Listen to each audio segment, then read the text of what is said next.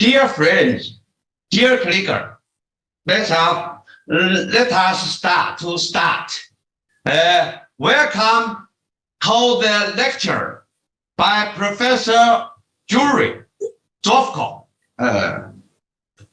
This is tonight's speaker, Professor Jure Zovko.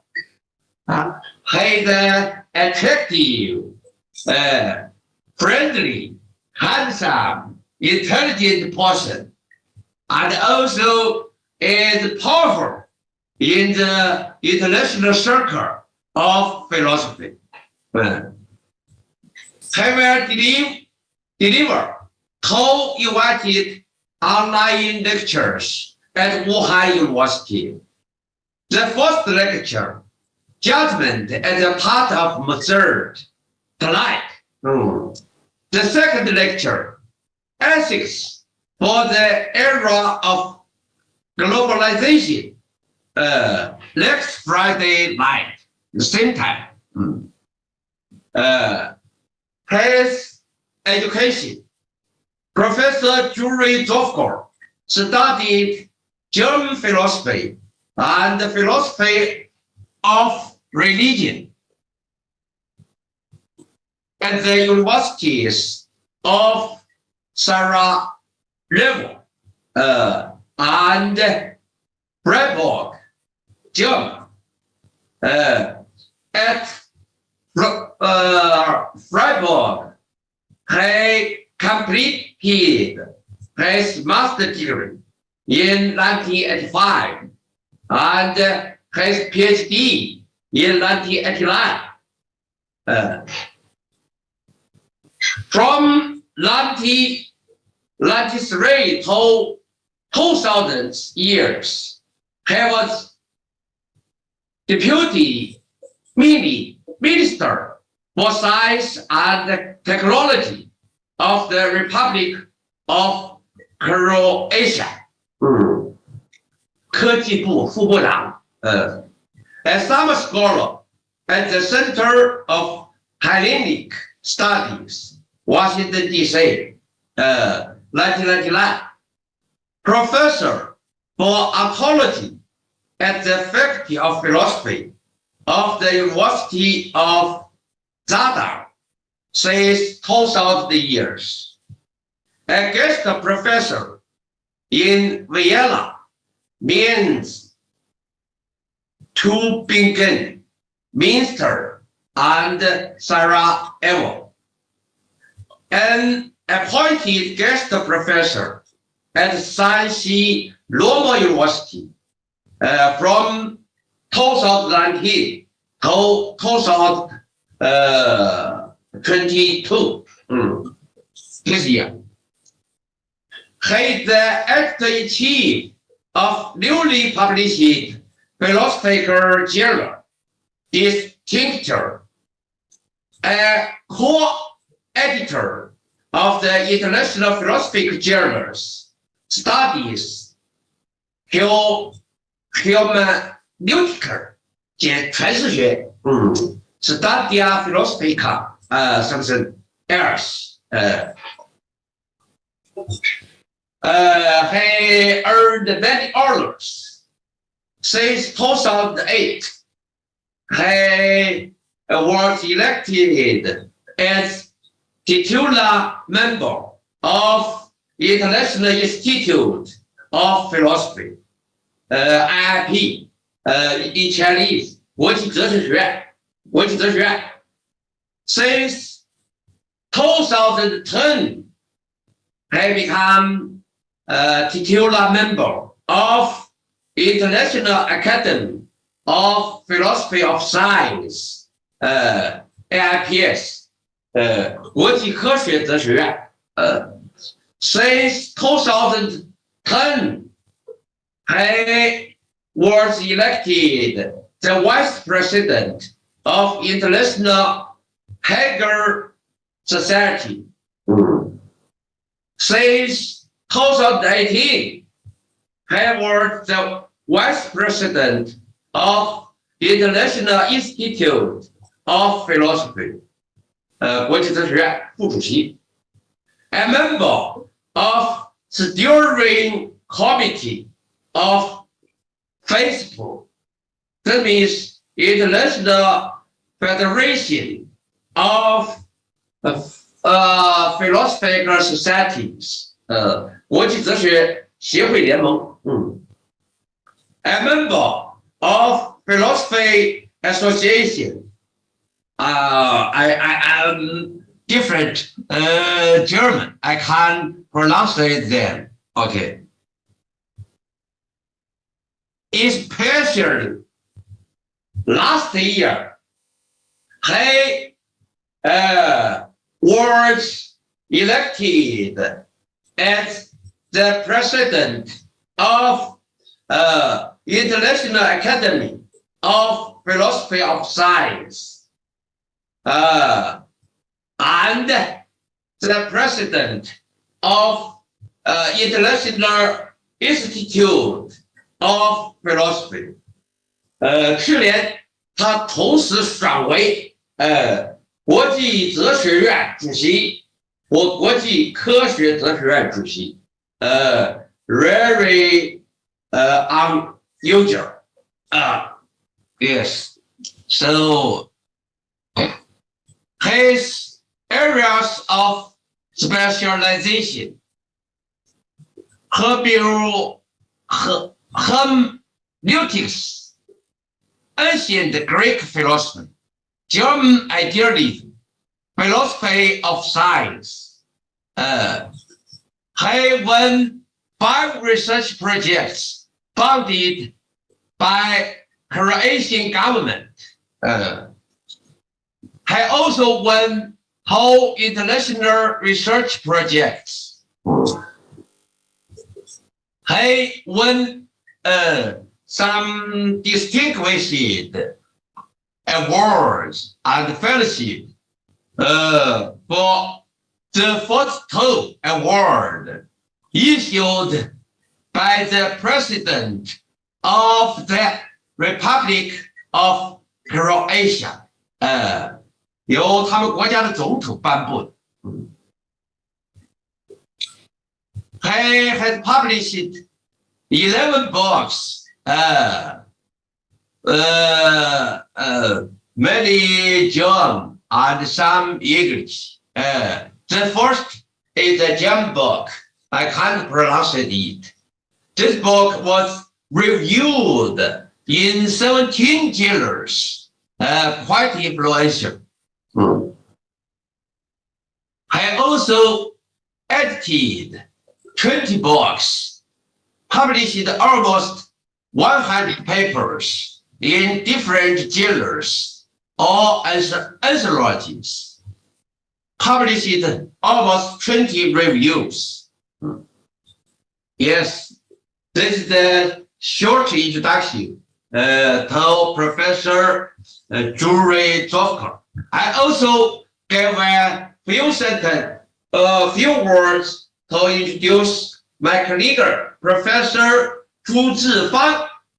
He is the interlocutor of Professor Jure Zovko's speech tonight. Professor Zhifang, he earned his PhD at Wuhan University in 1988.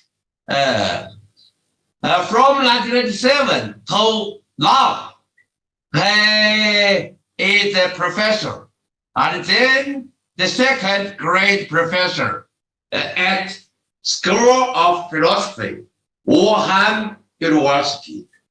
He was the dean of School of Philosophy, Wuhan University.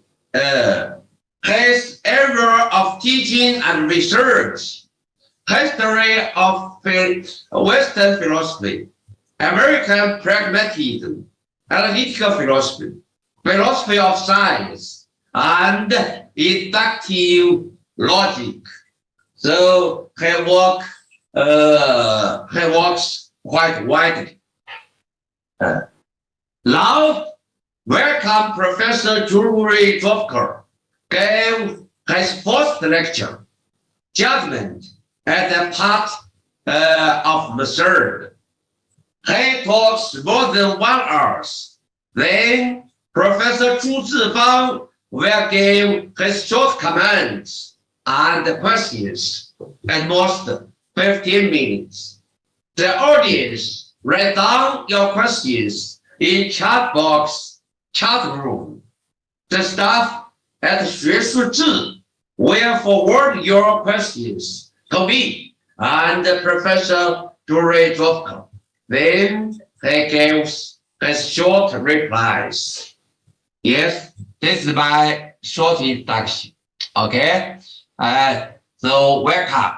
The time is for Professor Jure Zovko.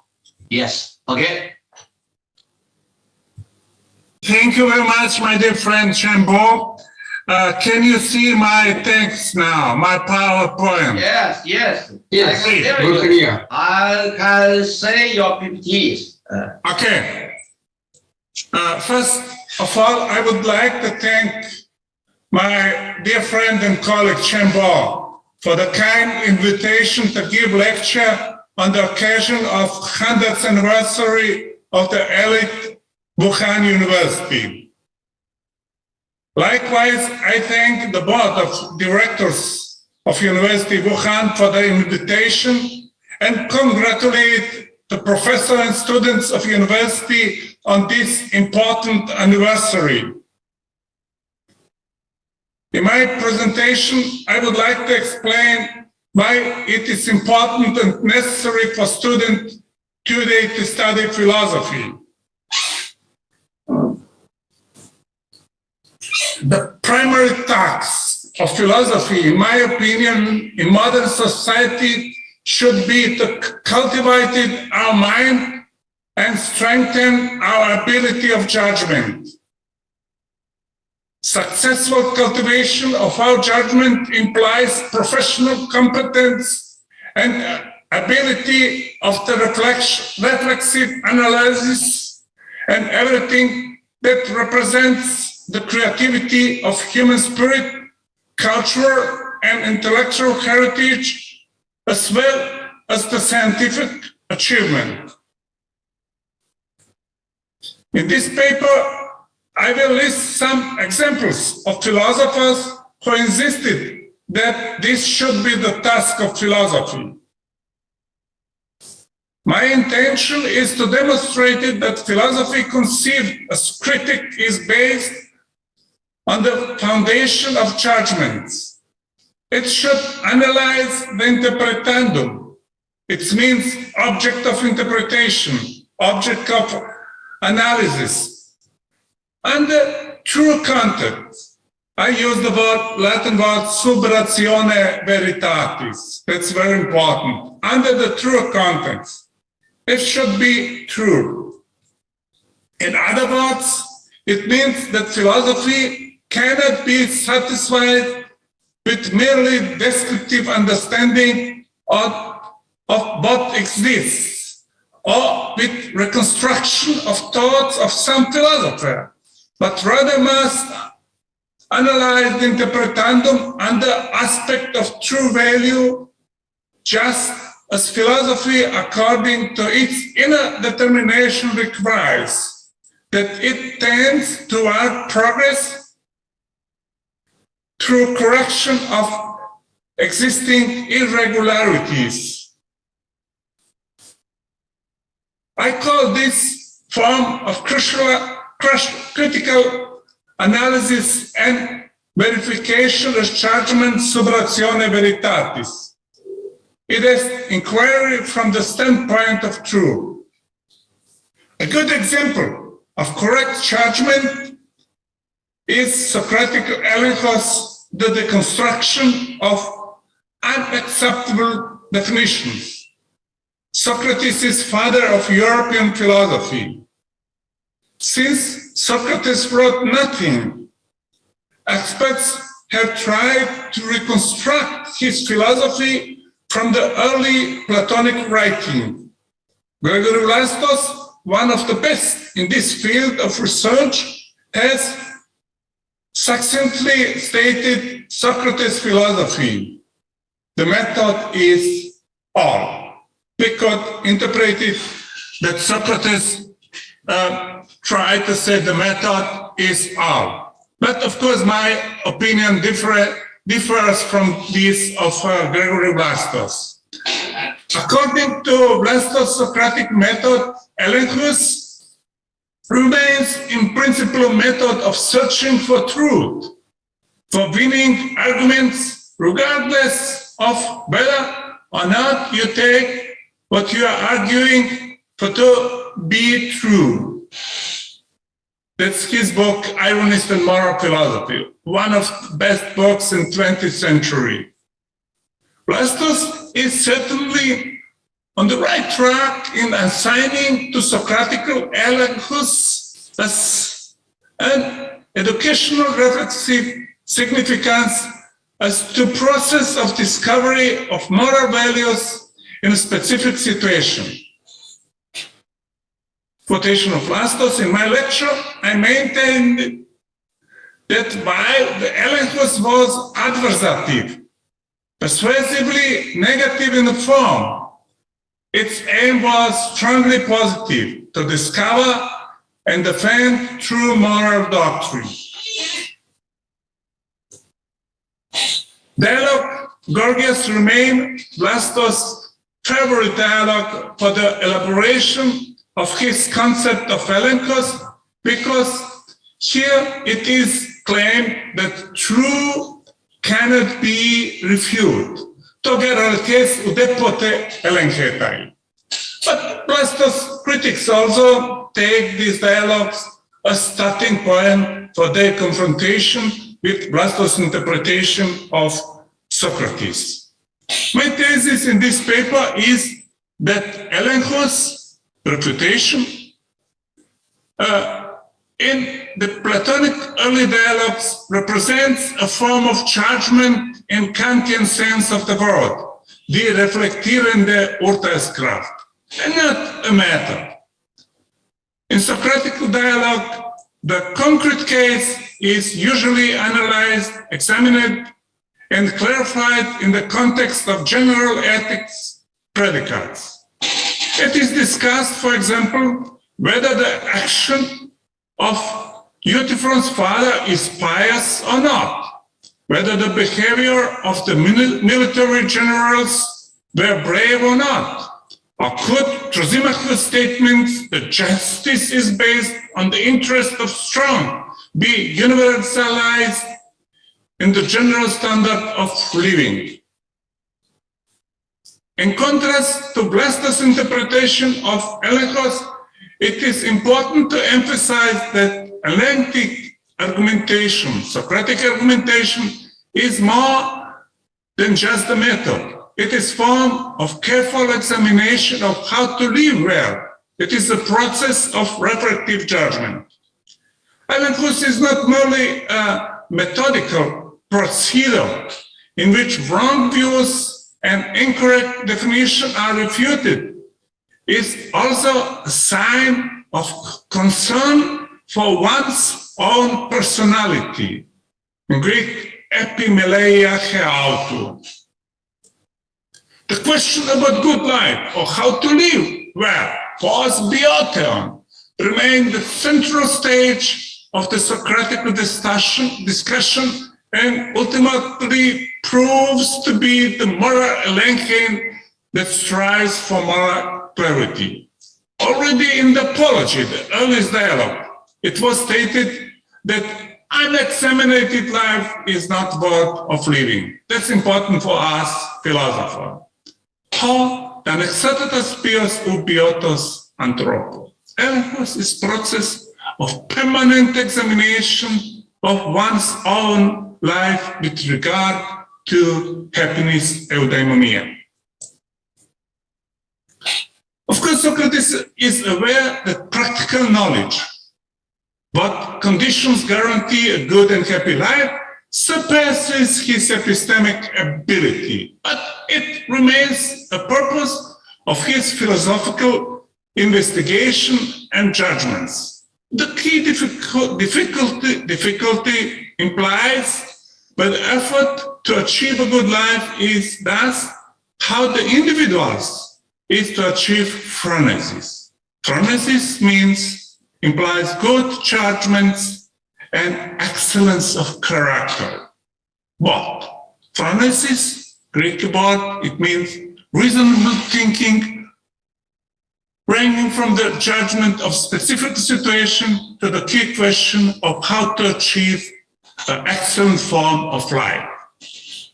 The ethic question in Greek philosophy was how to achieve excellent form of life. It is telling that Socrates, for example, in the Cretan, asserts that with respect to the question of how to achieve a good life, is not the opinion, doxa of majority of people that is crucial, but judgment of those who are competent, as shown by example of knowledge of technique, where the competence of expert, technikos, is decisive. In the concrete example of whether it is imperative to attempt to escape from prison or accept the sentence of death, Socrates shows it is imperative that he decide himself on the basis of prudent and reasonable reflection. Quotation of Socrates, because not only now, but always I adhered to the arguments, logos, that appears best to me upon reasoning. Miten alapaitai stai, entologo hosame, logizaminai beltistos finaitai.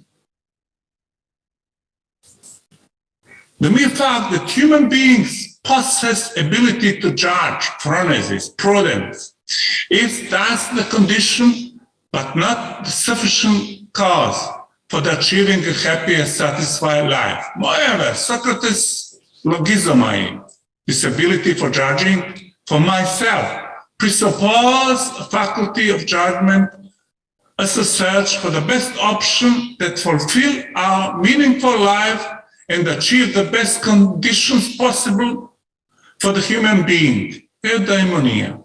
The faculty of judgment can be either a reflective activity in which we seek general norms for concrete actions, or demonstrative judgment in which we apply already known norms to concrete cases. The argumentative context in the discussion in the dialogue Gorgia certainly has fighting traits, agonal traits. It should be proven that the conclusion, logos, doing wrong is worse than suffering wrong. This conclusion is stable and unshaken, Greek asphalis. The same applies to the substantial difference between dokein, it is beliefs or popular opinion, and episteme, the true knowledge. With regards to the good and other ethical predicates, so that all men must practice not seeming good, but being good in private and public life. That's quotation from Gorgias. Socrates is firmly convinced that this logos should be regarded as universal and binding norm of good life. It is that it cannot longer be refuted as principle of ethical action. The goal of the fighting agonistic dialectic is to check the logos with regard to the truth and not according to opinion of majority of people. That's a good argument that democracy has not be always the best options. The reason why Plato criticized the democracy. In early Platonic dialogue, we distinguish three forms of relentless refutation. Purgative or cathartic refutation, in which the consistency of the definition is checked. Second, defensive elencos in which the definition of opinions is justified or defended. Third, definition testing elencos which answer the question, what is X? TST, according to Paul Woodrow. All three forms of elencos are in same way the forms of judgment. Greek was krinein. We derivated the critic from krinein. It is, they analyze whether a concrete case can be subsumed under general terms or could be general norms applied on concrete situations. In the first book of Republic offers us a beautiful example of the progressive refutation of the conventional morality which Marx represents, namely that it's good to behave well and justly with friends, unkind and inhuman towards enemies. The Bobo cited as paradigmatic example of such behavior. We should help our fellow combatants in the war and show solidarity with them in every respect, while we should do harm to our enemies. Socrates refutes this definition with the question of whether this way of dealing makes the enemy better or does it make the enemy even worse? Justice should not make anyone worse. As an example of defensive elencos, the claim is given that it is worse to do wrong than to suffer wrong.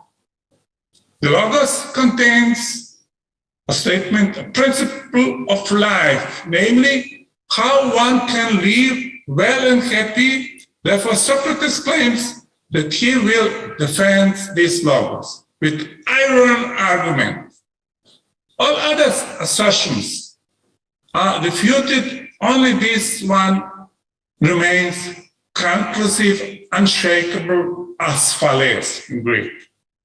It is not abstract speech for the truth, but a question of how to live, post biotem. Fighting, agon, for the truth presupposes also the judgment from the point of view of the truth value, sub ratione veritatis. Definition testing elencos were practiced in the dialogue Euthyphron, Laches, Hermes, and the first book of Menon, first part of Menon, first book of the Republic. In the dialogue Laches, for example, it became plausible that an example from Paul is not sufficient to define courage, even though he designates such case as brave. Courage is found not only in war, but in perils of sea, in disease, poverty, and politics. And what he wishes to be told is what is the same, tauton, in all these instances. Search for the definition by inductive indication of the case is the skillful activity of reflective faculty of judgment and refutation of inadequate definitions, the application of determinant faculty of judgment. And Stuttgart, German philosopher claims that European tradition has not seen better definition of justice than Plato's from the first book of Republic, 332c. It is Socratic definition. Ότι τούτο ειδικαίον το προσέχον χέχας το αποδίδομαι, which he renders as gerechtes eine Handlung, wenn sie jedem das gibt, was verdient. In English, justice an action when it gives each one what he deserves. The fact that Socrates' interlocutors are not able to recognize the correct definition is an indication of how reflective judgment is necessary for the process of defining. The procedure of subsumming the individual cases of data or action under general terms or norms presuppose the ability of judgment, moral judgment. Socratic notion of philosophizing, whose primary concern consists in the care of one's own personality, epimeleia may also serve as pertinent starting point for improvement of certain modern views of personality, as well as cultivation of responsible attitudes to one's own both self and existence. Bernard Williams was particularly impressed, British philosopher, by Socratic way of philosophizing. Quotation, philosophy, in asking how Socrates' question might be answered, determines its own place in answering it. It is not a circle, but progression. Philosophy starts from the question that any view of it can and should ask about the chances we have of finding out how best to live. My friend Jakob Hintika has compared Socratic questioning method, Elenchus, as abductive reasoning in the sense of Prof's philosophy. Elenchus, in the Platonic early dialogues, represents the form of judgment. Judgment in the Kantian sense of the word. A concrete case is to be discussed in the context of universal normativity, universal laws. In this context, I would like to emphasize that Hintika's connection to the model of abduction in the sense of search for the best hypothesis or the best option is quite justified and has a proof in Platonic early dialogues. What I miss in post-discussion of abductive reasoning in the search of the best hypothesis is judgment of experts, what we see in Socratic philosophy. Socrates saw that when, in the notation of practical knowledge of techne is the ability to produce something. A shipbuilder can produce ships. Dancer can dance well. Flute player can play beautifully. Shoemaker can make good shoes. The respectable cook can prepare food that tastes excellent. Hintika interprets Socrates' Elenchus as a new epistemic approach to the science after disaster which caused Kuhn's paradigm shift. Hintika explains Elenchus with assertion that in actual science we require a generally new theory or new method. Search for new hypothesis, new theory, or new method. In his book, Socratic Epistemology, Hintika claims that the sought-after method for science could be found in Socratic reflection. Quotation, I am construing knowledge acquisition as a process of questioning, not unlike the Socrates Elenchus.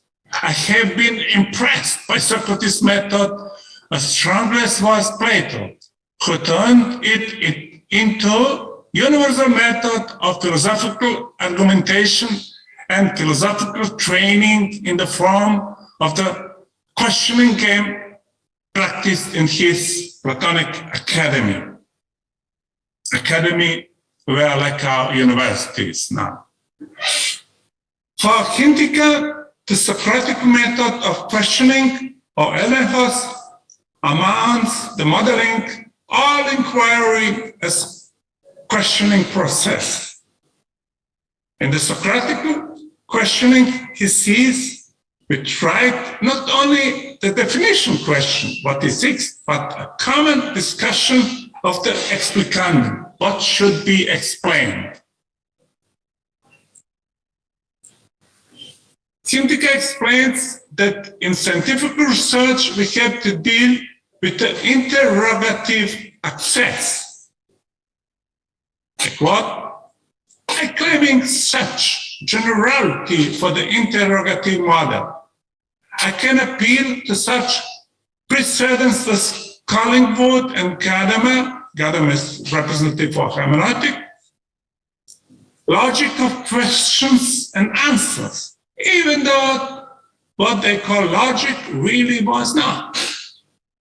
My claims of generality on belief of the interrogative approach are not even as stripping as Collingwood thesis that very proposition may be considered as an answer to the question. Likewise, in constructing experiences question to the nature, I can cite Kant and Bacon. Socratic epistemology. Jakob Hintika in his essay, True and False Logic of Scientific Discovery, claims that in the philosophy of science we should apply a different model of logic of inquiry than Popper did. To this question, what is the true logic of scientific discovery, Hintika gives the answer. Quotation: in order to find some of them, I start from all the idea which has never been exploited properly. The idea was put forward by Kant in the preface to the second edition of Critique of Pure Reason. Hintika refers to Kant's assertion that reason, our reason, must proceed from principle of its judgment according to constant laws and must compel nature to answer its question. With respect to answering the question, Kant say reason should have the quality of a best judge to answer the question. Best old judge is always better than young judge because he has good experience for judging. For Hintika, Socrates' abductive reasoning is characterized by Peirce as universal process of forming new hypotheses. He interprets abduction as the universal method of introducing new information into rational arguments. Peirce defines abduction as the process of forming an explanatory hypothesis. He took abduction to be the only kind of reasoning by means of which new ideas could be introduced. Abduction, he added, consists in studying fact and devising a theory to explain them. Its only justification is that if we are ever to understand things at all, it must be in that way. The second example, unreliable judgment on the track of Socratic inquiry, which I consider should be inference of the best explanation as a form of abduction. And in this sense, I differ from Hintika because I think inference as form of best explanation could or should saved only if we interpreted it as abduction in Socratic sense of words. With regard to IBE, inference of the best explanation, it's important to emphasize that there are several philosophers who equate inference of the best explanation with philosophical reasoning. David Mallet, Armstrong, Clark, Lamour, Anna McMullen, Peter Lupton, Paul Bogossian, all philosophers of science, prominent philosopher, American philosopher. Okay, David Mallet, Armstrong was from Australia. Peter Lupton, British. Okay, sorry. For example, David Armstrong advocates an identification of inference of the best explanation with rational argumentation. He claims, I quote, to infer that the best explanation is part of what is to be rational. If that is not rational, what is?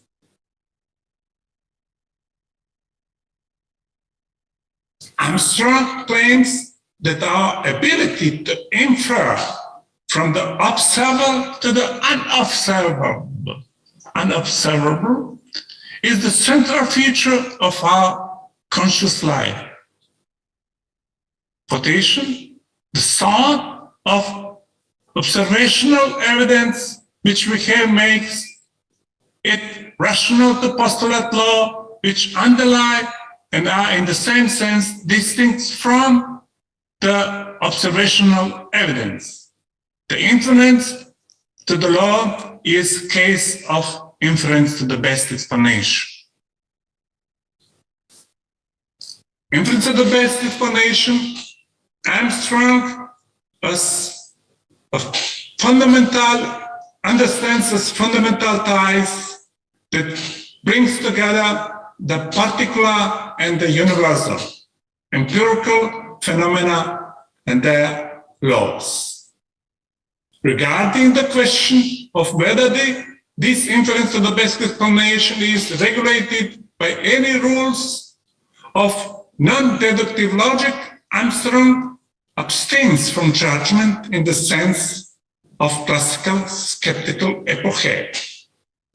He didn't want to give final judgment regarding the rules. The proponents of inference of the best explanation argue that it is one of the most important tools for our expanding of knowledge, or respectively, it is continuation of traditional logon didonai. Greek logon didonai means to give a proof, give an account, argument. Excellent argument, give excellent argument. Regarding the ubiquity of universal relevance of inference of the best explanation, the American philosopher of science and chemist Clark Lamour maintains. These patterns of arguments is not bounded by time or by subject matter. One can find such arguments in sociology, in psychometrics, in chemistry, and in astronomy in the time of Copernicus and in most recent scientific journals. The goodness of explanation is ubiquitous criterion in which scientific subjects, it forms one of principal standards by which we decide what to believe. Lamour explanation and realism. And the phrase, the inference of the best explanation, was coined in 1965 by Gilbert Harman. But the idea of reasoning to the best explanation is already implicitly present in the practice of Leibniz, William Whewell, Hegel, Darwin, and the most natural scientists in the course of the history of science. Of course, Darwin interpreted theory of evolution as inference to the best explanation. According to Gilbert Hammond, inference to the best explanation corresponds approximately with abduction, the method of hypothesis, hypothetic inference, the method of elimination, eliminative induction, all from papers, the inference of the best explanation. The basic schema of inference of the best explanation appear to be very simple. You start with a set of data and infer the probable truth of particular hypothesis on the ground that the hypothesis provides a better explanation of data than do competing hypotheses, competition among interpretation. The inferential choice of the best explanation presupposes the elimination of unacceptable or less reliable hypotheses with the purpose of obtaining as plausible an explanation as possible.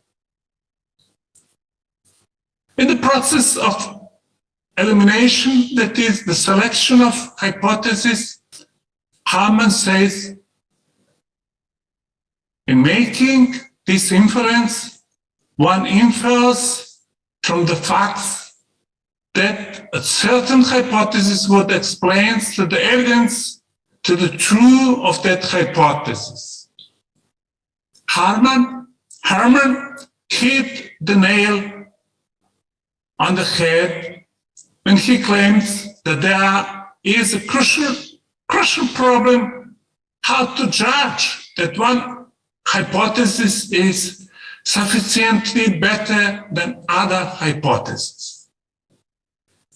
His vague formulation that our judgment will be based on consideration such as which hypothesis is simpler, which is more plausible, which explains more, which is less ad hoc, has generated intensive discussion about the rules of the methodology of the inference to the best explanation. In my view, we can't solve the problems with the rules. I will explain why. The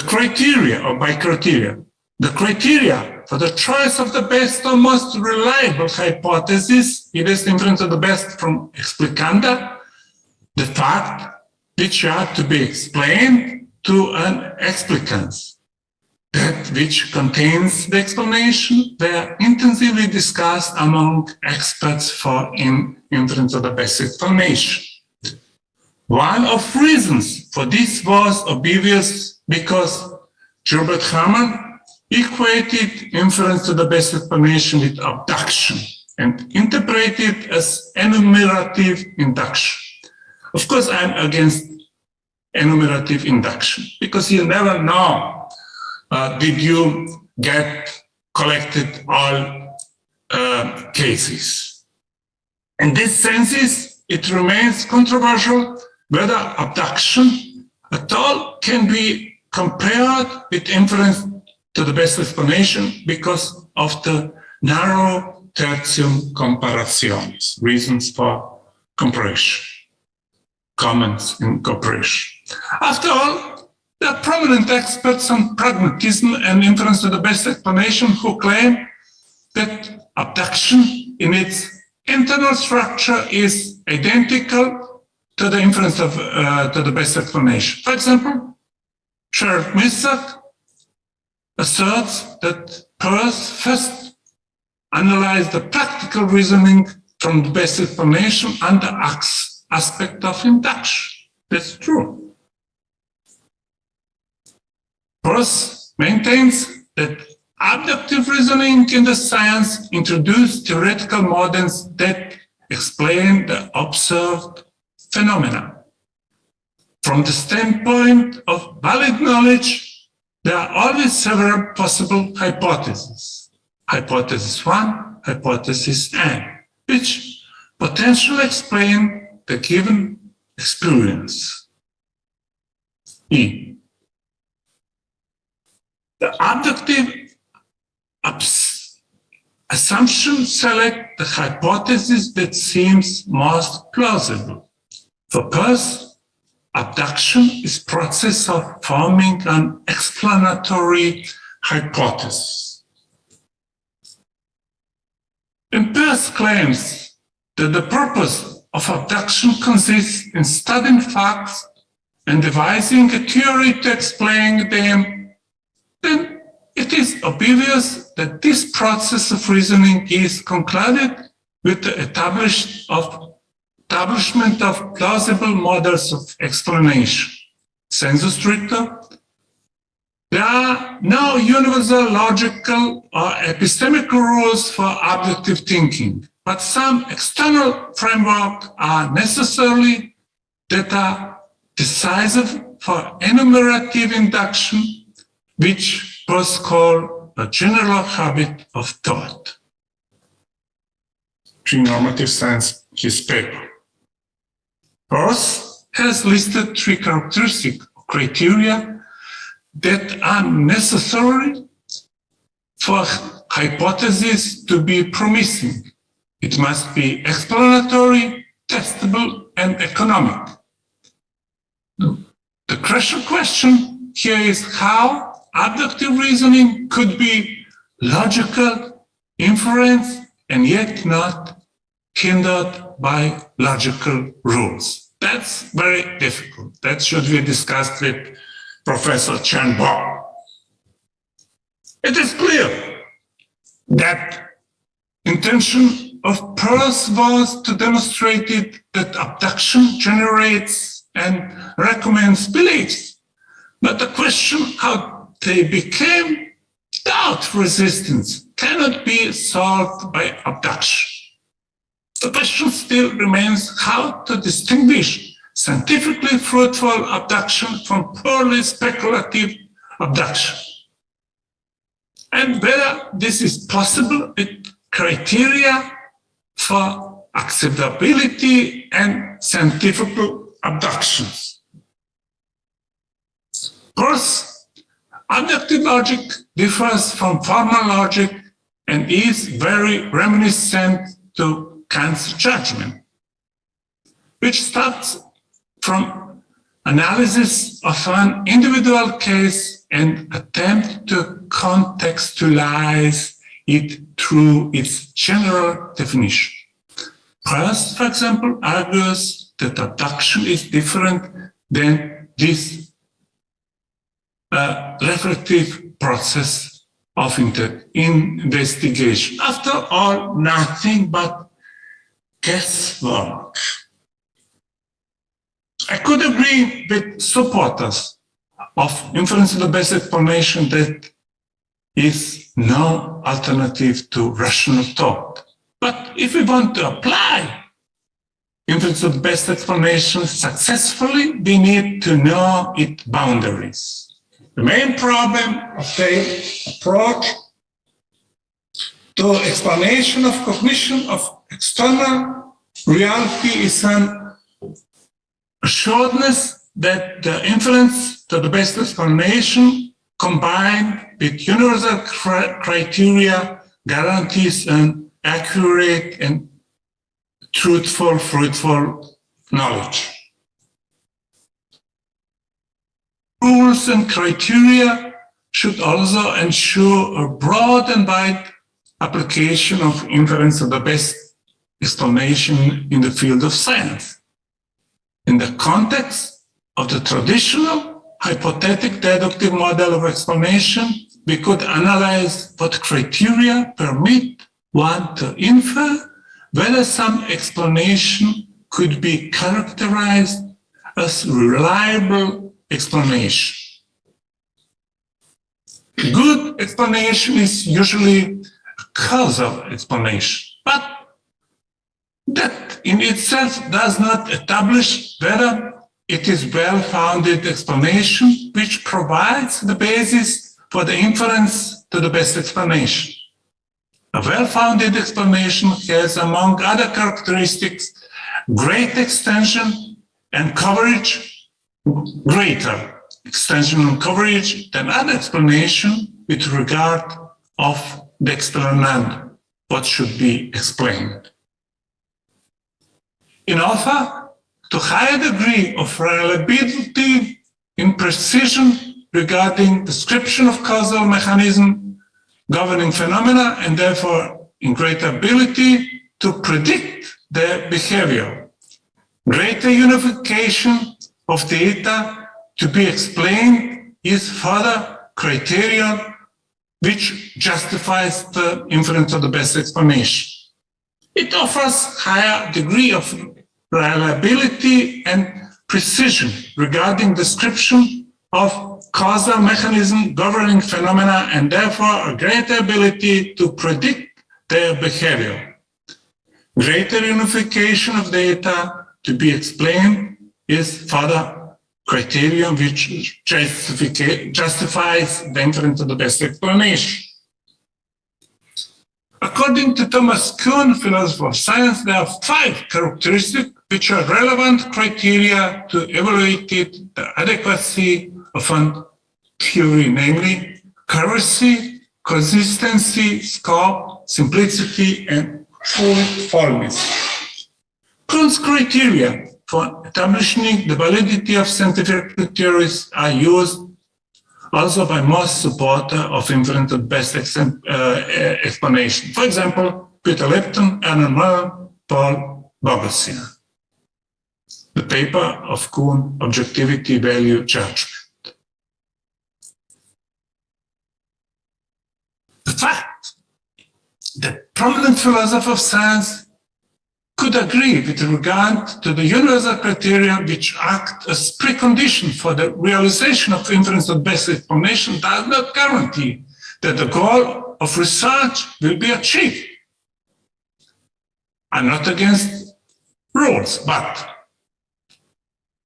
in this regard, Kant's well-known remarks applies according to which understanding can prescribe the rules of explanation, but it is the ability to judge correctly which makes it possible that an individual case can be explained in the context of those rules and those laws. Kant emphasized this explicitly in his essay on saying that may be correct in theory is, however, useless for practice, that it depends precisely on the ability to judge the concrete whether a theoretical knowledge can be applied in praxis. Because, I quote Kant, because there are no rules by which the capacity of judgment ultrascribed can be governed. Der Spruch, das mag in Theorie richtig sein, darf aber nichts für die Praxis. Kant saw heuristic principle of reflective judgment. Reflektierende Urteilskraft is ability to investigate the special laws of nature. The power of judgment should explain our cognition in the field of empirical knowledge to subsume empirical multiplicity of data under general law and thus to investigate nature. But investigate, as Kant says, as best judge. The reflective power of judgment explore natural phenomena in the context of their purposefulness, zweckmäßig. It is namely a heuristic research, which ultimately takes a form of ars invenient, ability to find, to discover. Ars invenient is ability to discover. Without the activity of reflective judgment, our scientific process remains a mere mechanical subsumption. In the critique of judgment, Kant analyzes concrete cases sensitively and attentively in their holistic context with the help of reflective judgment. In order to adequately subsum concrete case, the reflective judgment must first find the rules that are tested for their applicability. Through Kant's explication of reflective judgment, the heuristic method, which is particularly important for scientific theory, come to the fore. This means that phenomena, the data in nature, should not only be fathomed from the point of view of the mechanistic explanation, but should also be explored with regard to teleological observation of nature and the related mnemotechnical exploration. Kant has understood in the Critique of Judgment that fullness of life in nature cannot be adequately grasped with the help of categories because they are abstract. Therefore, in the third critique of judgment, this complex understanding task is delegated to reflective judgment. And there's not a lot of good exploration on Kant's third critique because it is very difficult to understand. Kant has recognized that the gap between theory and practice can be bridged with the help of reflective judgment. With the help of reflective judgment, a distinction is made as to whether a concrete case can be subsumed under the rules and the laws or not. Reflective judgment is particularly relevant to the work of medical doctors, judges, and politicians who strive to solve concrete cases, concrete problems, and situations in an optimal way. It's not easy to be politicians. And a priori rule how to apply the rules to a concrete situation does not exist. In other words, the result and success of scientific research is the application of that what Thomas Kuhn called normal science will depend on the capacity to judge. In other words, the result and success of scientific research in this application of that which Kuhn calls normal science will depend on our ability to use the power of the judgment. Cultivated judgment remains an integral part of Kuhn's normal science. Acceptance of paradigm presupposes judgment as the condition of its successful application.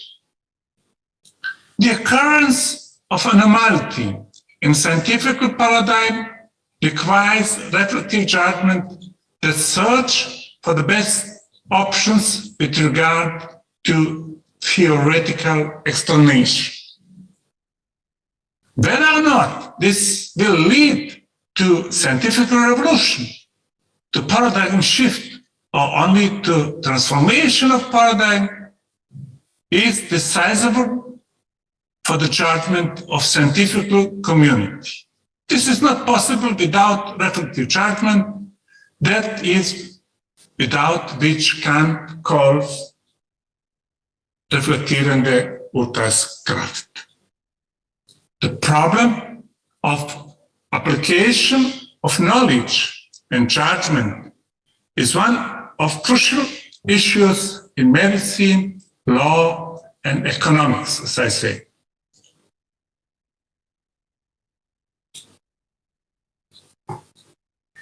False diagnoses arise in medicine not because of failures of science, but most frequently because of mistaken judgments.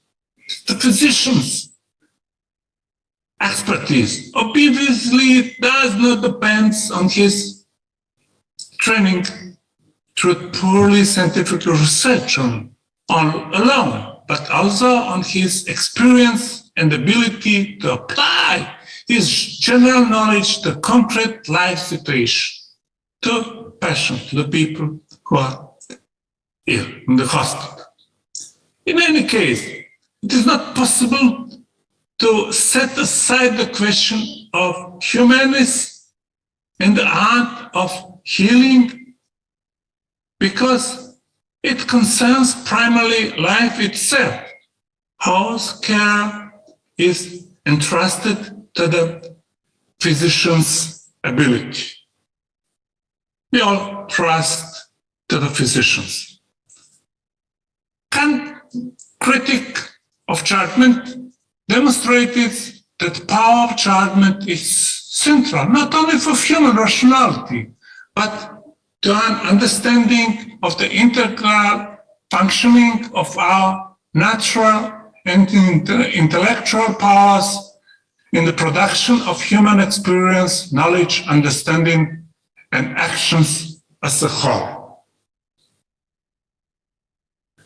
The successful cultivation of judgment requires the informed and reflective encounter with a higher level manifestation of the human spirit and study of cultural heritage, which forms the specific task of humanity.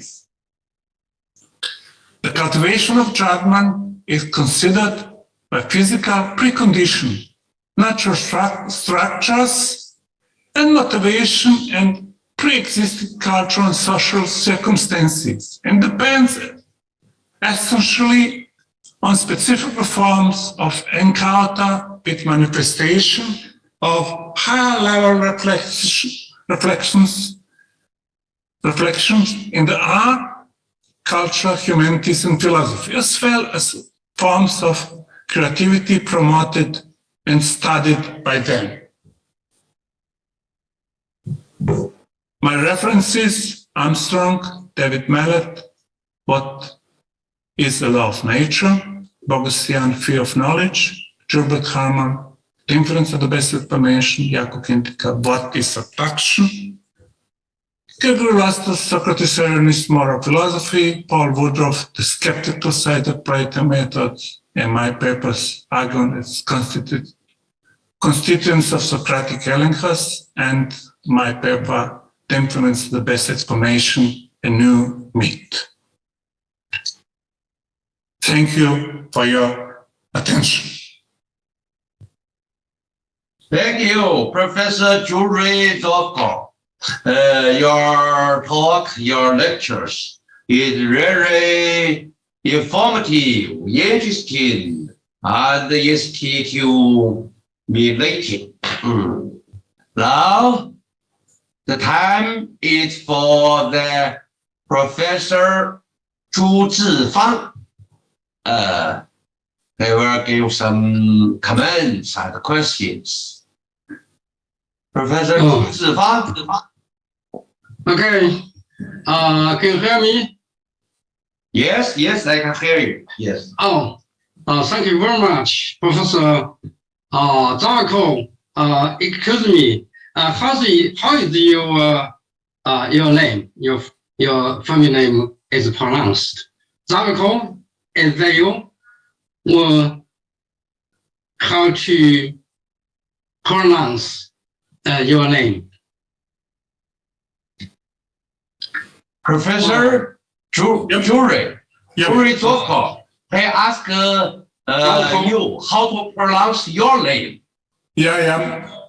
Zovko, it pronounced Zovko, Zovko, like Greek, Zovko, yeah. Thank you very much for your lectures. And may I, this time I remember more than 30 years ago, it is in 1980s, and my supervisor, Professor Jiang Tianji, was invited to Yugoslavia. At that time, it's Yugoslavia to give a lecture to the international this Academy of Philosophy of Science. So I think your organization may be a successive of that. And before your lecture, I have only very limited information, that is the abstract Professor Chen transmitted to me. So my review may not be very pertinent. If so, I beg your pardon. Now I'm trying. I write how to open my text on this review I prepared yesterday. So thank you very much for your lecture. It's remind of me the very important issue in present China, that is the cleavage between science and humanities. In recent years, there is actually a core apparent communication between natural science and humanities. The background of such a core is precisely the cleavage between science and humanities. Professor Zovko's lecture today is very good to bridge the two. The keywords of the lecture are judgment and method. The separation of science from humanities is an event of recent centuries. To reunite them, a method must be in view. Professor Zovko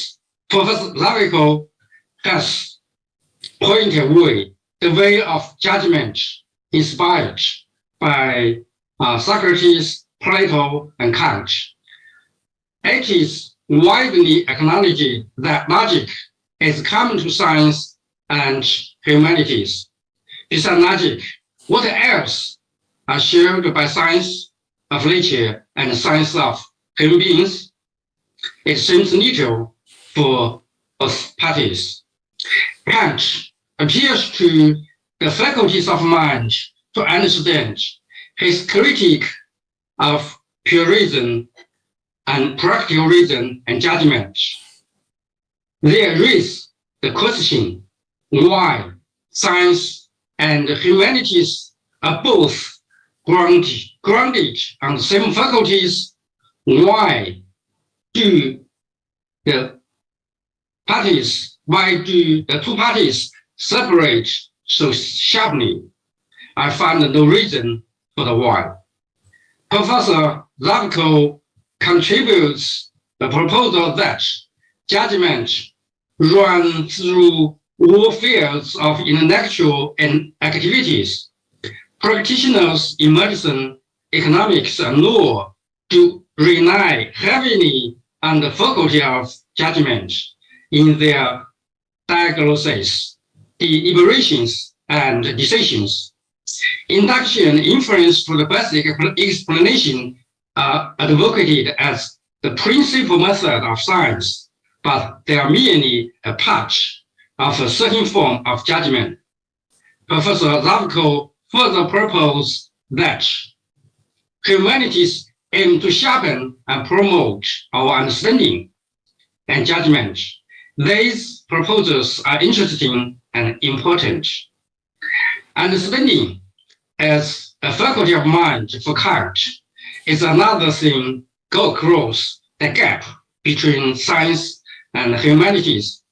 Philosophers of science have asserted that science functions as explanations and predictions of nature against humanities, focalizing on understanding and interpretation. In continuance, understanding is a faculty of the cognition of the laws of nature, but it also means the right interpretation of the texts in humanities. However, understanding as indispensable in science too. In the stage of training, students have to understand existing scientific texts by interpreting symbols and concepts, repeating illustrative experiments, and calculating required results. In the stage of research, scientists have to understand what is the question, what is connection with existing theories, what certain observational facts mean, and what explanatory hypothesis implies. Judgment is involved in all these activities. Professor Zovko argues that judgment is a method. I understand it a heuristic procedure. A method may be strict or loose. A strict method is a step-by-step procedure. The following of it leads to expected result. So it is recursive. A heuristic procedure is a guideline, orientation, a sketch instruction of operations. Heuristic method is a certain part, is a central part of abduction. Just you talk about many of abduction. That is a mode of scientific inference formulated by Charles Sanders Peirce. For Peirce, abduction is nothing but guessing, an act whereby new hypothesis is created to explain observed facts. However, abduction is not a chimera or wishful thinking. It goes with a heuristic procedure which is nonetheless subject to some constraints. For example, first, it should not be metaphysical. It should be able to explain observed facts in question. Third, it should be tested against further facts. Fourth, it should be discarded and try another hypothesis as soon as it is refuted. And five, it should not be extraordinary. Six, it should be governed by economic considerations. Abduction is very similar but different from inference to the best explanation. The former concentrates on the formation of new hypotheses, and the latter on choosing the best among a number of alternatives. Abduction takes the burden of scientific discovery. It is at least as contributing to science as deductive and inductive inference, which never inductive and deductive inference never need novel or new theory. Abduction is guess, and guess is mostly imagination. It is imagination which comes to be a point where science joins humanities, including us.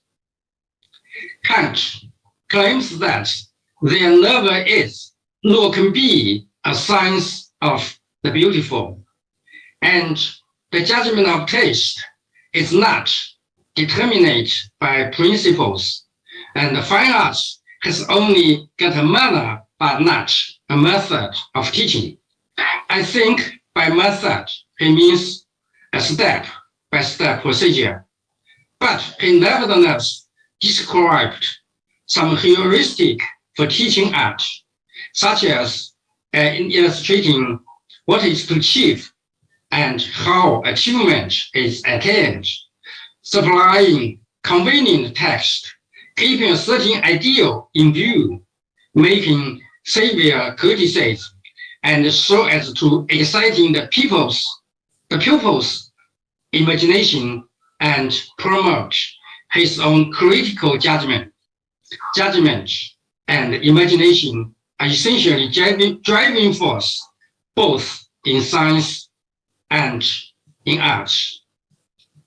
For Wu, the point of agreement, I'd like to raise some questions about judgments to Professor Zovko. Your answer and clarification would be very helpful. The first concept of judgment means many different things. It may mean the propositional content of a thought, an act of judging, or an act or an attitude of judging P or judging so-and-so. In critique of judgment, it means a faculty of mind, a faculty of thinking the particular as content and the universal. It is determining when universal is given. It is reflexive or reflective when the universal is absent, where abduction functions. The question is how a faculty turns out to be a method, how a function turns out to be a method. Is there any psychological or physiological evidence for such a faculty? If it is simply a faculty of subsuming the particular and the universal, how it can be used in explaining art and beauty, how such a subsumption is connected to the sense of place, which is essential to aesthetic judgment. The second question about judgment is that, is judgment a basic or original faculty of mind, or is it derivative? Kant claims that all faculties of the soul or capacities are reducible to three: the faculty of knowledge, the feeling of pleasure and displeasure, and the faculty of desire. If this is the case, then judgment seems to be derivative. A derivative faculty is not original, is not primitive. And Kant claims also that judgment is immediate between understanding and reason. Judgment is not in his list of the three irreducible faculties, so it can probably be reduced to them. If so, the method of judgment can presumably be reduced to other methods derived from basic faculties. Is that so? 3. Is there degrees of judgment in comparison with beliefs? Theories of knowledge and inductive logician can talk about degree of belief or probability.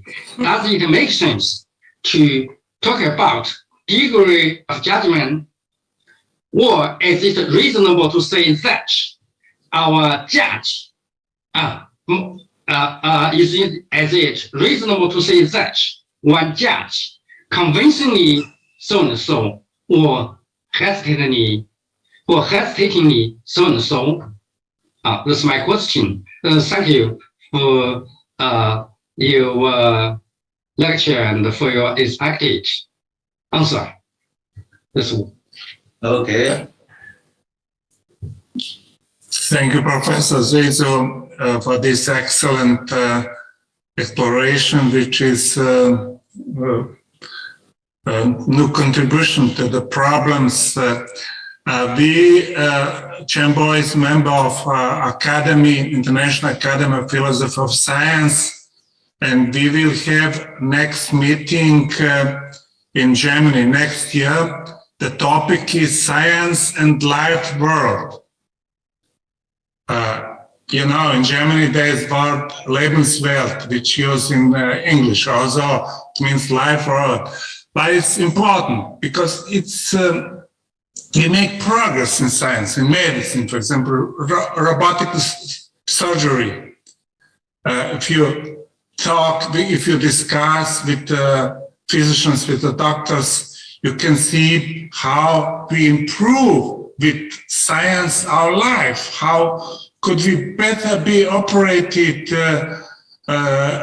with modern technology? And of course, I think that's all important. But the question is that we have, as philosophers, fight for our existence, fight for our thinking. And I think it was philosophy in our tradition. I don't know, in China's tradition was long time a queen. And now is unemployment. Because the problem is some people think that we don't need philosophy. But I think it's necessary. Just I have one conference 2 months ago, dialogue between philosophy and medicine. And it was interesting how the physicians, medical doctors showed attention for philosophy just regarding the comparing diagnosis and philosophical judgment. Without diagnosis, medical diagnosis, we couldn't have medicine. They couldn't help us. And just if you discuss with people in the economy, you could have different theory, but to solve economic problems, it's a question of competent analyzing on judgment and all that. And I tried to give a judgment such universal, in some sense, universal dimension, a philosophical dimension. Combining with logic, it's best what we have. But that what excellence saw that each other don't harm. Because sometimes logic, expert for logic gives rules and say we have to make everything according to the rules. But sometimes our life is paradoxical. And some discovering in the science are not on the basis of logic of discovery, it's on the basis of intuition, it's complicated cases, unexpected and all that. Of course, we have consistency in regarding the exploration, regarding the judgment, but how to achieve consensus in our judgment, in our scientific approach, in improving of our life through medicine and medical research. We saw just in this pandemic time how it's necessary to vaccinate ourselves. And I don't know, do you have in China enemies of vaccination, the people who are against? In Europe, that's modern to be against everything. In my country, in Croatia, young people, and they don't want to take vaccination because they think that they will harm their life and so. But I think this process of cultivating our ability to judge with new knowledge, with form of knowledge, with new discovering, it's important. And the philosophy could help to improve our ability to judge, not only for philosophers. And in different fields, what I mentioned, just in the field of law, the applying of law in the concrete situation to be good and honest judge, it's not easy. And of course, to be good expert for economy, to improve the standard of people. all that depends with this philosophical question on judgment. And in this sense, I try to explore on the case of Socrates, the case of Prof, and the case of Kant. And the best what we have in the philosophy is inference. Should or could it be inference of the best explanation? I'm not sure. Regarding the best explanation, we could be skeptical, but we should search always for the best option, for the best explanation, to the best solution, the best hypothesis. And we never know if we achieve the best. This criticism like Bas van Frassen and all these people. And thank you for this excellent understanding of this, I would say, important topic and great interpretation. Yeah. And that's your contribution to my paper. And Chen will send me your email and we'll be in touch. Mm-hmm. Thank you. And I may add that more and more students in natural science have increasing interest in philosophical courses. So many students of natural science go to Professor Chen and my classroom to attend our philosophical lectures. So I think things is improving. Thank you very much. Good. Yes. Maybe I can ask some questions. Yeah.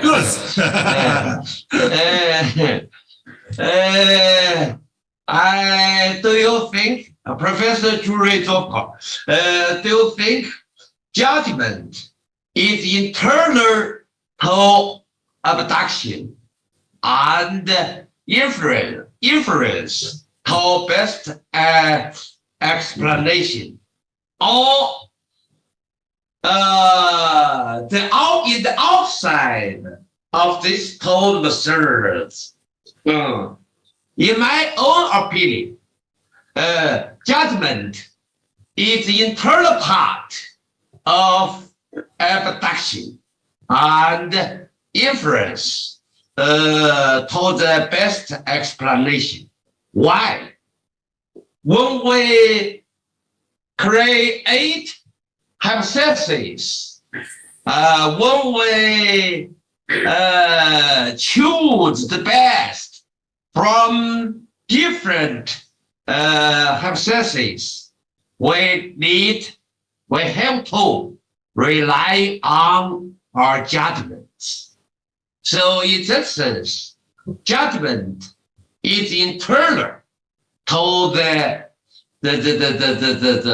abduction and IBE. What do you think? This is my first question. Second, even in logic, we need judgment. Maybe in just in one logical system, everything is controlled by procedure and rules. But when logicians build up a logical system, they have to rely on their judgment. How to do their job? What they will do? How to do their job? They need their judgment. They have many choices. They have to make their judgment. Who is the best? Which is the best? Then along this road, rely on this judgment to build this logical system. So when logicians create their logical system, they have to rely on their judgment. So in that sense, logical lead judgments. This the second. The third one is like this. We need judgment. Judgment is absolutely necessary, but are not reliable. Many misleading judgment from different kind experts in television.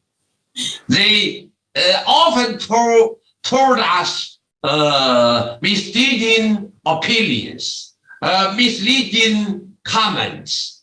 This is a judgment. This is their judgment. They usually, most of them are wrong. So how to the ways? Yes, judgment is absolutely necessary, but not so reliable. So even different judgments from different experts can be complicated together. So many questions about judgment itself are there. This is my question and the comments. Okay.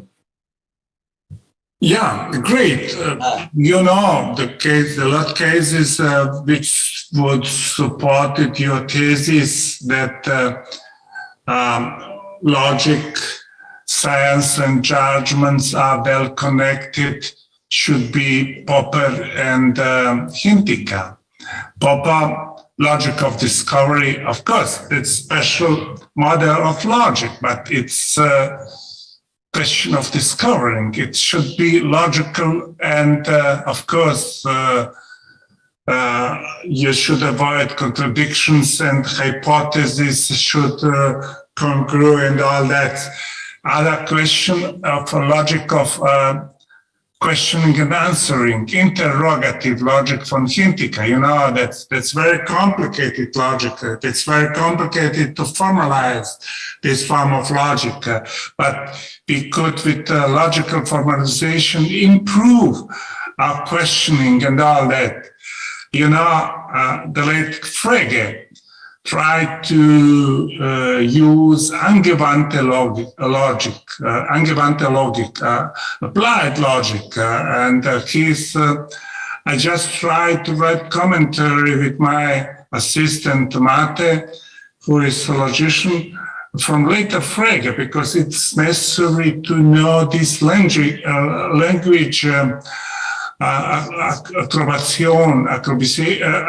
this variant, and that's playing with language. And of course, that's always complicated, but what should I say?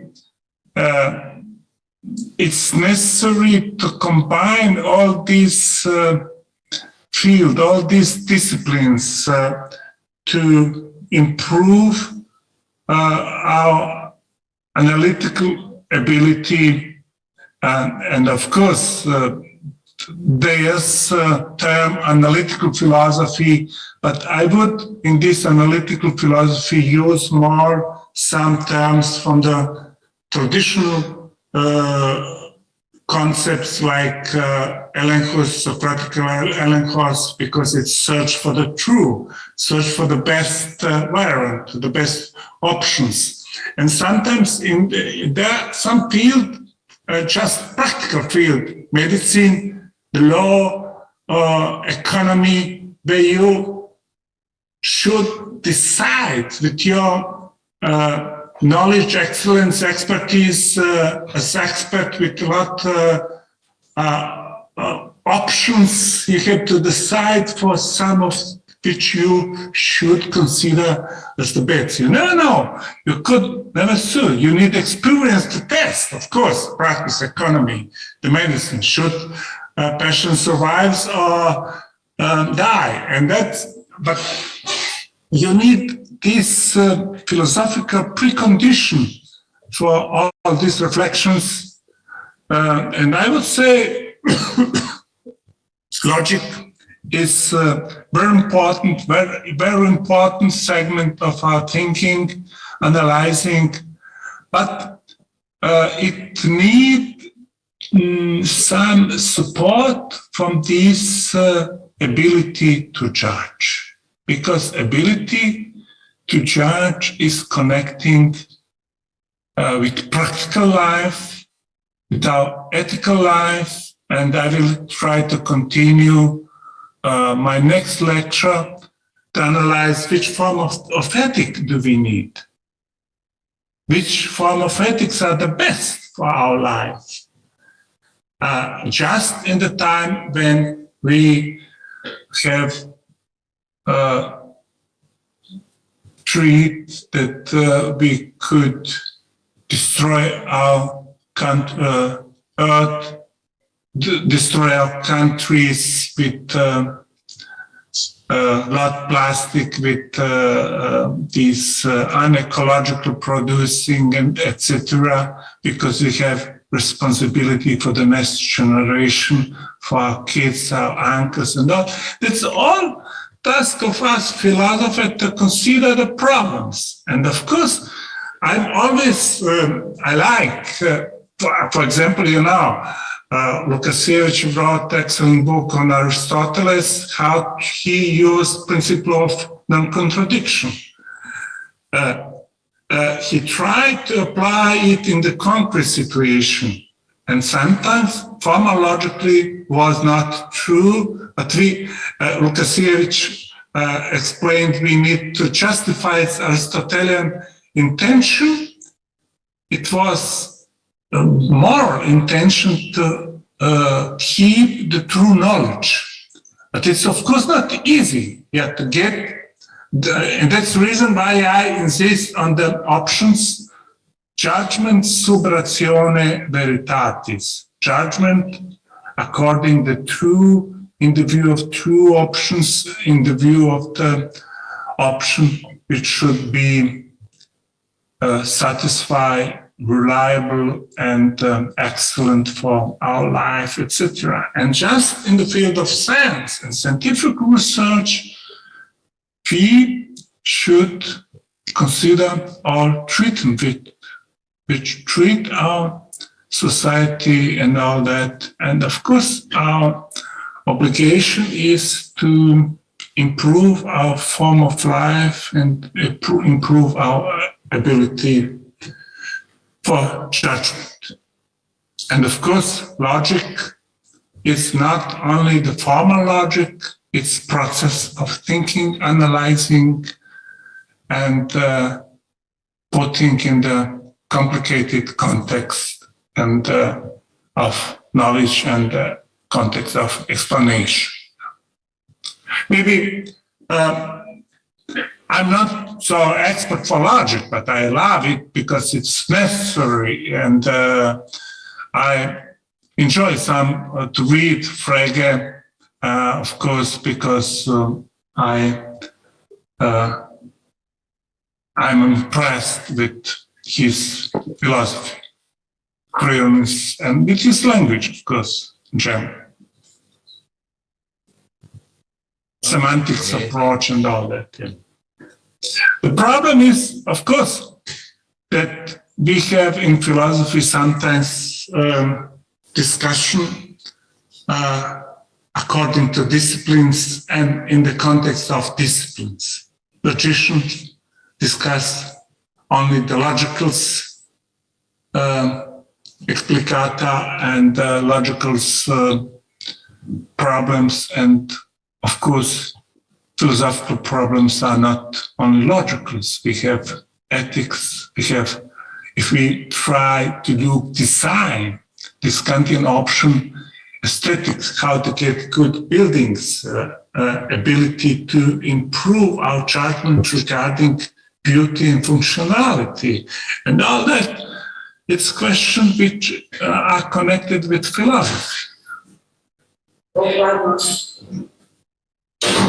Yeah, maybe that should be my answer to you, my friend Chen. But next year, I hope you will come to Germany to our Academy of Philosophy Science and Life Law, and talk on applied logic. For me to go there, they set up many abstract, how to say, in restrictions for me to go abroad. Yeah, okay.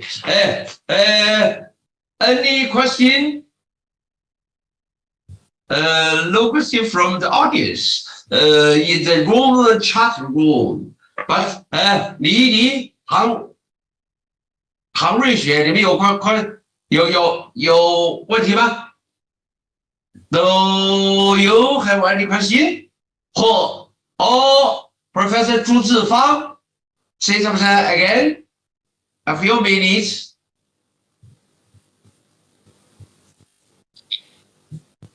Yeah. Okay. One question more. Just you talk about Karpopo's method of conjecture and refutations as a thing against Socrates. It's different. It's different method. So I think Socrates may be more important. But I think Karpo's scientific method, that is conjecture and refutations, very similar. It's very similar to Socrates' anchors. So first we have hypothesis, then we have severe criticism, and by such a process we go nearer and nearer to truth. Maybe you're right regarding the relevance. Popper was impressed with Socrates, with his elenchtic method, and tried to interpret it as falsification. He was the first who divided between Socratic philosophy and Platonic philosophy in Corpus Platonicum. But the problem is what we miss in Popper's philosophy, this philosophy of science is orientated on falsification. You have destroying, always destroyed hypothesis, destroyed the form of knowledge. And in Socratic model, you have searched for the truth, you have searched for the progress. And what Vlastos saw, that's looking for the best option. And that's the reason that Hintika interpreted him as abduction, abductive reasoning. Abductive reasoning is always looking for the option which should be satisfied.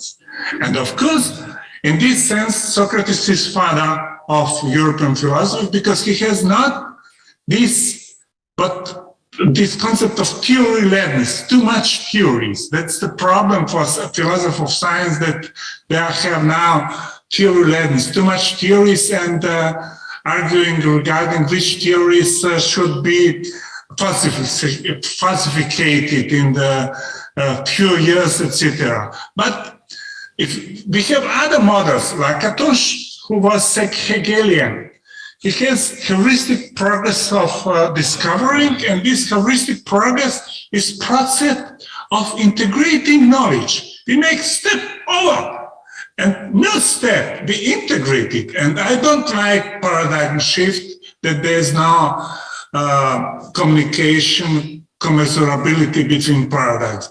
Okay, Kuhn is a great philosopher, that's regarding reading of his books, but I prefer more Lakatosh model because first, in criterion is consensus of academic communities, consensus of experts. In all fields, we need consensus of experts that we know that we make progress. And this progress of integrating knowledge to system of knowledge, that would be, I would interpret it as Socratic search for truth. And that's possible to achieve it abduction or as form of inference to the best explanation. We never know that maybe our best interpretation of sacrifice interpretation should be for this moment, in this case, in this situation, for this form of knowledge and achievements, but next generation could make a new step over our achievement. And I'm always for progress. And that's not progress only in producing of weapon, it's progress in producing of instrument in medicine, progress in producing of new automobiles, new cars, new airplanes, and all that. It's question of applied technology which improve our form of life. And of course, this communication with internet has some advantage, but it is always better to communicate live in persona, when we are together. And that's the reason that I will miss my friend Chen in Italy in conference in Pavia, conference of International Academy of Philosophy. Yeah. But you're right. Okay. Thank you. There is a question from the audience. I just read it. Good evening, professors. I'm a philosopher student from CCNU. I would like to ask that judgment as a part of method, whether judgment process can be expressed in words. If it can it be understood by others? It's good. Programming has this tacit knowledge. The German word tacit knowledge. Sometimes one good dancer, he can dance better than talk about dancing. A good expert for plane building or ship building. We construct new ideas and all that. Sometimes that is non-propositional knowledge. That's knowledge which here improve with the praxis. And my professor, Wieland from Freiburg, he wrote books on Plato, forms of knowledge, and his idea it was to analyze non-propositional knowledge. Because sometimes if somebody play excellent piano, we had last week Hegel Congress, and we invited Maestro Vladimir Stupel, one of the best pianists. And his topic was absolute spirit. Try to play Shostakovich, Scriabin. And this interpretation is so amazing. And that's now how he tried to verbalize, to explain with the words. But he talked, we discussed with him his interpretation, but it's amazing. It's always better when he plays piano than when he explained that. With his exploration, it was just paper, presentation. He played and talked about that what he played. How could he interpret this form or that form? But you have what author in the music wrote, and now ability to interpret it. So complicated, just in this field. And I would say this tacit knowledge from Pahoni is very important, that sometimes it's belong to our life, but it's on the other side, it's important to explain and to write about this knowledge because that other can understand. I know you have in China different traditions regarding tacit knowledge, etc. And of course, the best is to have dialogue in these problems, how to achieve the best interpretation, how to achieve the best approach, or great approach, I would say, the great interpretation. Not necessarily the best, because we never know whether it's best or not. Of course, somebody, and I don't like this relativism that every interpretation is good. No, we need to make differences regarding the pianist, maestro who plays piano. And that's a question of culture.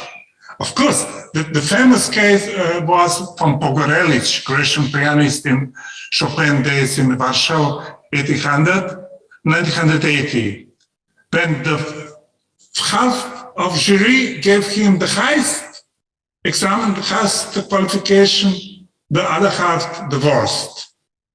And the president of the jury, Marta Argerich, left the jury because said, I don't want to sit with people who can't understand Pogorelic. But he became just famous for this interpretation. I don't like Pogorelic, for example, when he plays Chopin. I like Horowitz. Pogorelic is so extravagant with his interpretation, but Marta Argerich was impressed. Of course, she's great, is better expert than I am than for music. And that's all this question, how to know and to know how. It's so complicated case regarding of judgment, how to interpret that and out. This question, which of course are in the field of aesthetics. Yeah. I thought 10 years aesthetic, but sometimes it's my lost topic. Yeah, okay. I think we should stop here. Yeah, the time is almost up. Thanks to Professor Jure Zovko for your clear, informative, interesting, stimulating lecture. Thanks to Professor Zhifang for your insightful comments and questions. Thanks all the audience from different university and from different area of China. Let us expect the next second lecture by Professor Jure Zovko at next Friday night, the same time. The topic is, the title is the ethics for the era of globalization. Thanks all of you. Bye-bye.